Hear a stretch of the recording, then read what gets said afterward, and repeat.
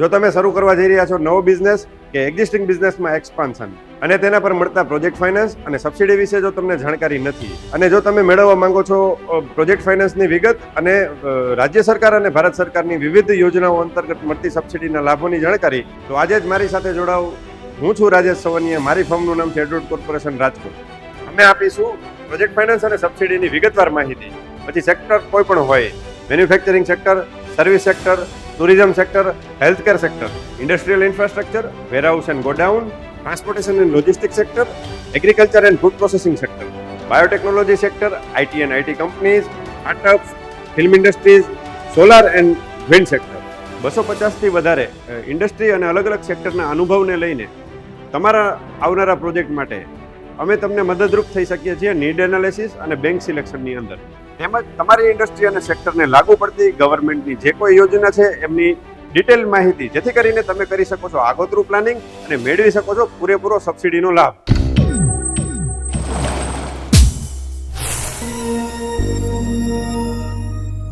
ગુજરાત રાજ્યમાં 50 લાખ સુધીનું મેન્યુફેક્ચરિંગ યુનિટમાં જો ઇન્વેસ્ટમેન્ટ કરી રહ્યા છો તો ગુજરાત સરકાર અને સેન્ટ્રલ ગવર્મેન્ટની બંનેની યોજનાઓનો જો લાભ લઈએ તો 10%થી લઈ અને 60% સુધી કેપિટલ સબસિડી મળે છે. તેમજ 5 વર્ષથી 7 વર્ષ સુધી 5%થી લઈ અને 7% સુધીની ઇન્ટરેસ્ટ સબસિડી મળવા પાત્ર છે. તેમજ ગુજરાત રાજ્યમાં 1 કરોડ સુધીના મૂડીરોકાણવાળા મેન્યુફેક્ચરિંગ યુનિટ ઉપર તમારા લોકેશનના આધારે તમને મળી શકે છે 10%, 20% અને 25% સુધીની કેપિટલ સબસિડી, 5 વર્ષથી 7 વર્ષ સુધીની 5%, 6% અને 7% ઇન્ટરેસ્ટ સબસિડી અને SGSTના સ્વરૂપમાં તમે કરેલા મૂડીરોકાણના 50%થી 75% સુધીની સબસિડી આવતા 10 વર્ષમાં તમને પરત મળી શકે છે. સાથે સાથે 1 કરોડથી લઈ 50 કરોડ સુધીના ઇન્વેસ્ટમેન્ટવાળા સ્મોલ અને મીડિયમ એન્ટરપ્રાઇઝ મેન્યુફેક્ચરિંગ યુનિટને મળી શકે છે એમના લોકેશનના આધારે 5%થી લઈ અને 7% સુધીની ઇન્ટરેસ્ટ સબસિડી 5 વર્ષથી 7 વર્ષ માટે. SGSTના સ્વરૂપમાં તમે રોકેલી મૂડીના 50%, 65% અને 75% એવી રીતે 10 વર્ષની અંદર સબસિડી રૂપે પરત મળે છે.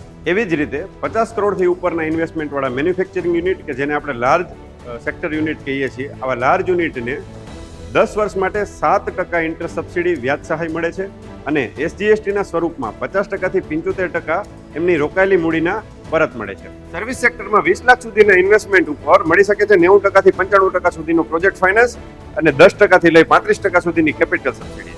અને સાથે સાથે નોટિફાઈડ સર્વિસીસમાં તમારા સર્વિસ યુનિટના લોકેશનના આધારિત 5%થી 7% સુધીની ઇન્ટરેસ્ટ સબસિડી મળી શકે છે. ટુરિઝમ સેક્ટર જેવા કે hotel, resort, wellness resort, amusement park, theme park and integrated destination theme park, motel, apartment hotel, container accommodation, ભૂંગા, cottage, tented accommodation, motel, wayside amenities, convention centre, tourism and hospitality institute અને house boat જેવા tourism યુનિટને priority એરિયામાં મળી શકે છે 15%થી 20% સુધીની કેપિટલ સબસિડી તેમજ ઇલેક્ટ્રિસિટી ડ્યુટી અને સ્ટેમ્પ ડ્યુટીમાં 100% માફી. ગુજરાતમાં નિર્ધારિત વિસ્તારમાં જો તમે હેલ્થકેર યુનિટ બનાવી રહ્યા છો જેવા કે hospital, ICU, imaging centre, diagnostic centre, maternity centre, IVF centre, dental clinic, laboratory, pathology lab, basic speciality hospital, super speciality hospital, multi speciality hospital વગેરે પર મળે છે તમને 10%થી 30% સુધીની capital subsidy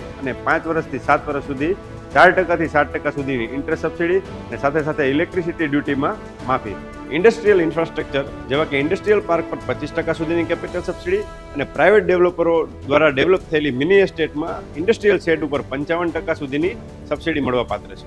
transport and logistic સેક્ટરમાં લોજિસ્ટિક પાર્ક, લોજિસ્ટિક ફેસિલિટી જેવી કે inland container depot, container freight station, air freight station, air cargo complex, truck terminal, food chain facility, COs, warehouse વગેરે પર 25% જેવી કેપિટલ સબસિડી અને 7% સુધીની વ્યાજ સહાય મળે છે.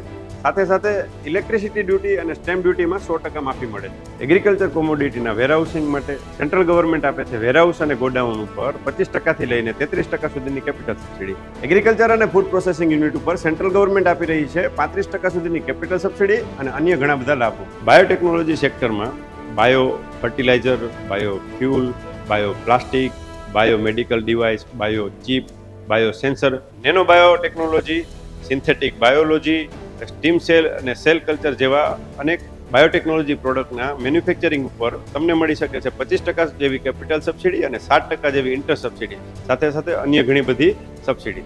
આઈટી સેક્ટરમાં આઈટી કંપની કે આઈટી એનેબલ્ડ સર્વિસ આપતી કંપનીઓ, આઈટી સિટી કે આઈટી ટાઉનશીપ બનાવનારા બિલ્ડરો કે આઈટી ક્લાઉડ ઇન્ફ્રાસ્ટ્રક્ચર બનાવવા ઉપર અને ડેટા સેન્ટર બનાવવા ઉપર 25% કેપિટલ સબસિડી, 7% ઇન્ટરેસ્ટ સબસિડી અને અન્ય સહાયો મળી રહી છે.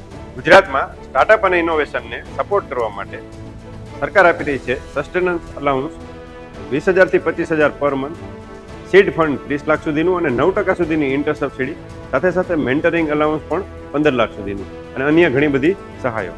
ગુજરાતમાં ફિલ્મ ઇન્ડસ્ટ્રીને પ્રોત્સાહન આપવા માટે film production, documentary film, TV series, web series કે બ્રાન્ડ એફિલિએશન ઉપર 25% સુધીની કેપિટલ સબસિડી અને અન્ય પ્રોત્સાહન આપવામાં આવે છે.